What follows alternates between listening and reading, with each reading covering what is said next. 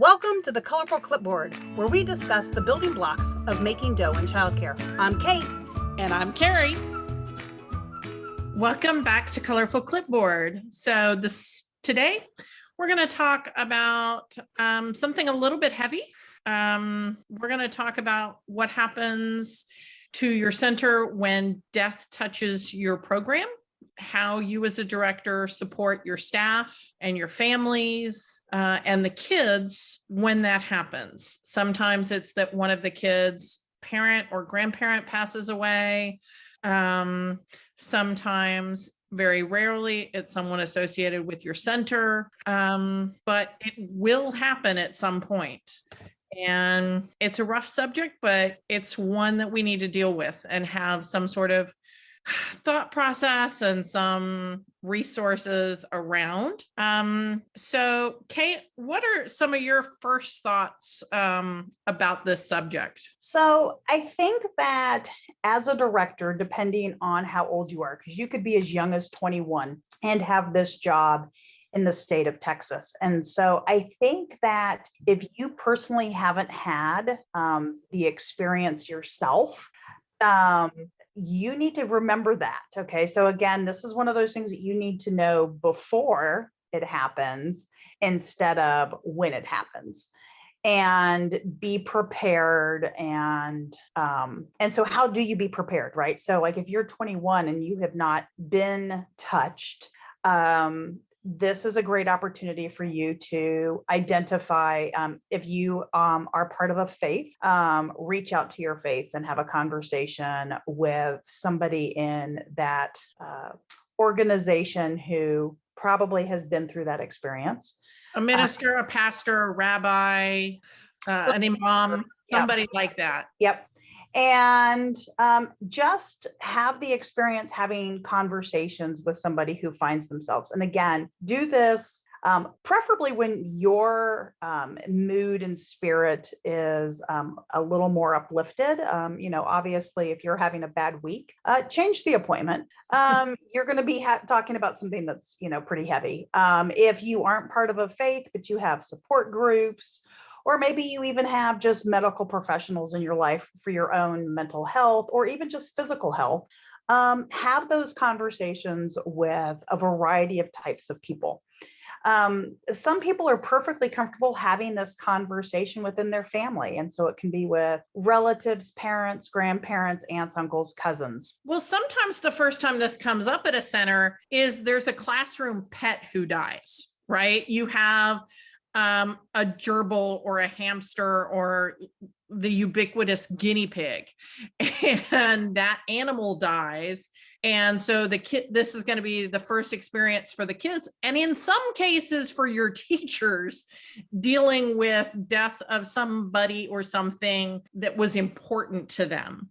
And there's lots of great books. There's, Grandma Was a Star and the children's book on death and dying. And there are good books out there. I think that there's a Mr. Rogers book about it also.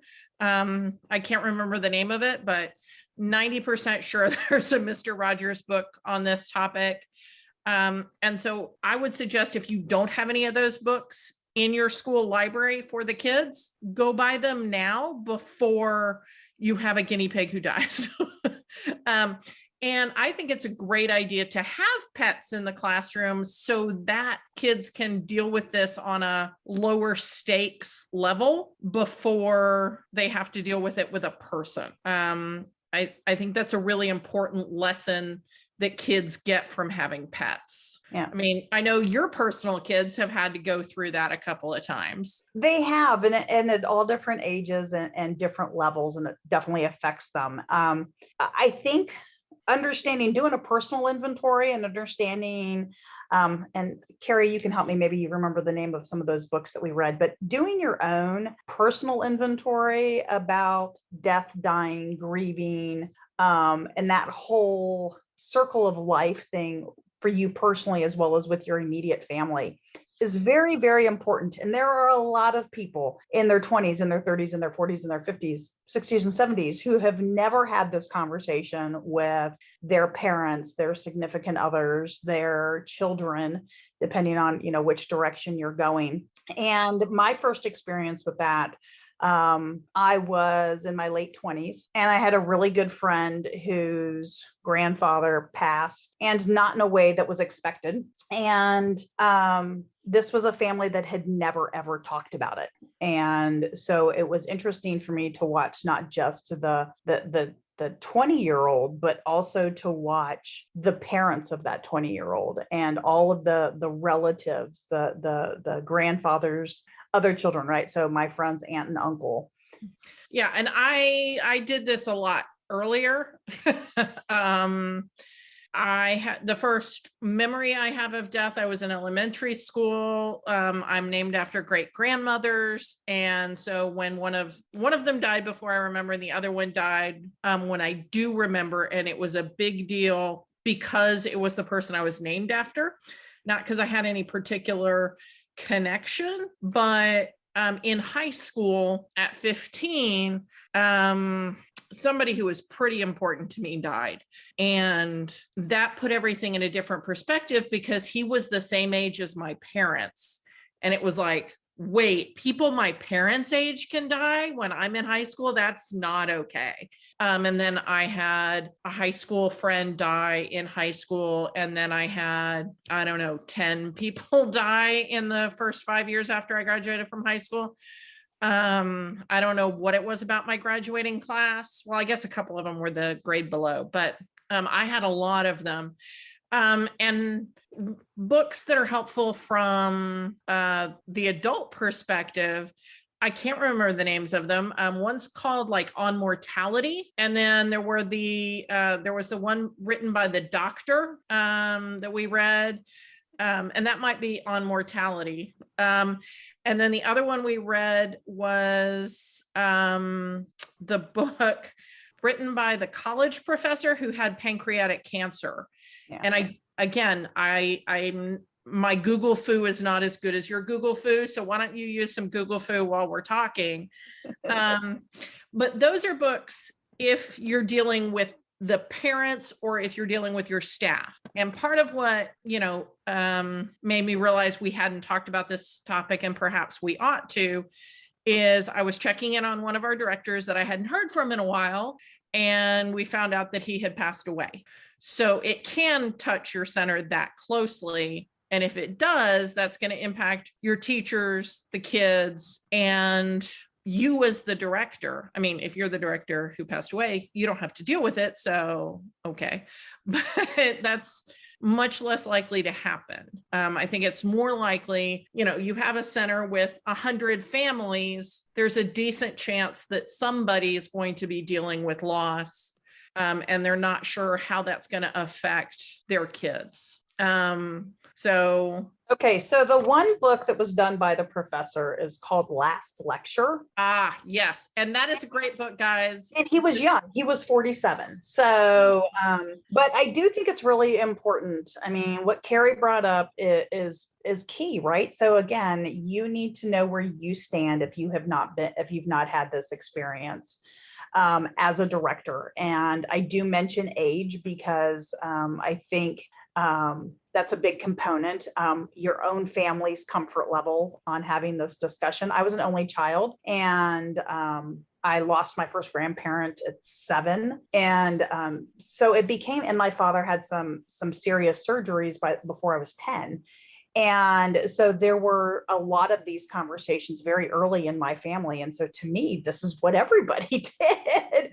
I didn't realize that these weren't conversations that people had. And I have been with a lot of friends and family over the last 30 years. So over 20, since I was 21. So if I was, the age of you as a director, it'd be over 30 years. I've been processing and having these, experiences myself now for a while, 4 years.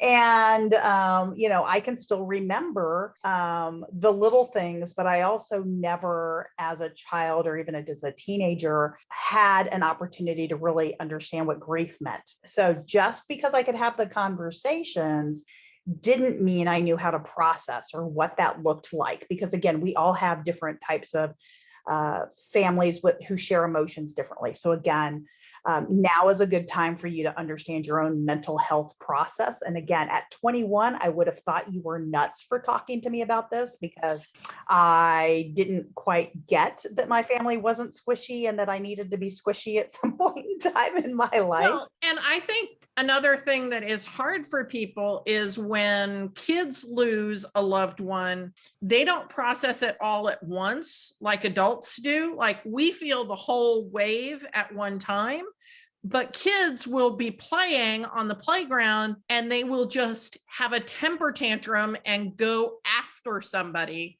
and, full on attack them because they had a wave of grief right then. And it had nothing to do with the other kid that they attacked. It was, I feel so horrible and so out of control right now because I just remembered my mom, my grandma, my Aunt Susie died. And they can't verbalize it because they don't have the language of a middle-aged person, right?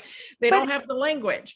So they just act out. Yes, but even those people don't necessarily have the words because they don't understand. They don't know what a trigger means, right? Like I remember being in my 20s and having, again, a horrible kind of experience come over me. And I couldn't figure out why. I was at a park. There were all these awesome dogs. Well, there was a dog that looked exactly like my grandmother's dog. And my grandmother and grandfather, the way my father and his sister dealt with it was very private, matter of fact, and it was done, right? There wasn't funerals or any sort of gathering. And so it was just all of a sudden, I didn't get to visit them anymore. And, so all of a sudden I'm at a park with all these animals and there's this dog that runs by that, the last time I remember seeing a dog like that, I was 12 and had never processed death and dying. And here I am in my 20s, just bawling at a park over a dog, and so that's why, you have to know. And, there's terms I've learned as an older adult, like triggers, and understanding what those triggers mean and how do you react to them and how do you care for yourself? Because as a director, it's okay to show your emotion. It's also okay to understand that you need to give your staff, parents, the kids, whatever time they may need. And again, this is that business part of me, right? What's in your standard operating procedures? Are you familiar with the Family Medical Leave Act? These are things that, even somebody like I had a staff person yesterday who, again, she's in her 20s and her mom called her yesterday morning at like 6 a.m. to let her know that her dog had passed away. And this is the dog that she had growing up. And she was a mess for the whole day. And it's like, what do you say? It's very, very hard other than figuring out how to be understanding. Yeah, this is not a time for the suck it up buttercup line. This is not when we use that. No. And not in our industry, and not generally women to women. Yeah, but that is a phrase we can use on other things, but we can't use it here. Yeah. And I think again, as we're talking as directors, we might have staff who are confused and they're like, oh, little Michaela is fine.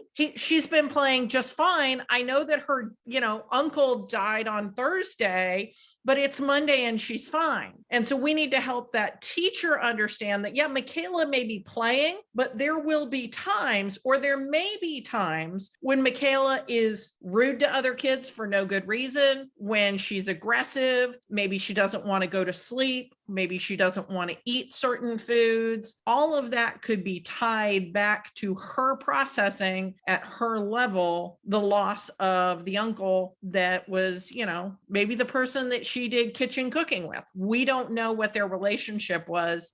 And so helping our teachers to understand that kids grieve differently than adults.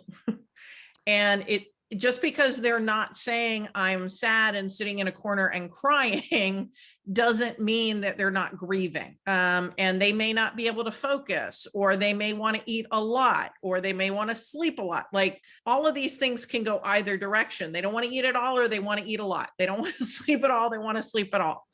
it can go either way. And part of our job is to help our staff get it, that the kid is not, there is a good possibility that that child's not going to be themselves for a while. And it might not be because they had a relationship with uncle, whatever. It's that their parent isn't okay.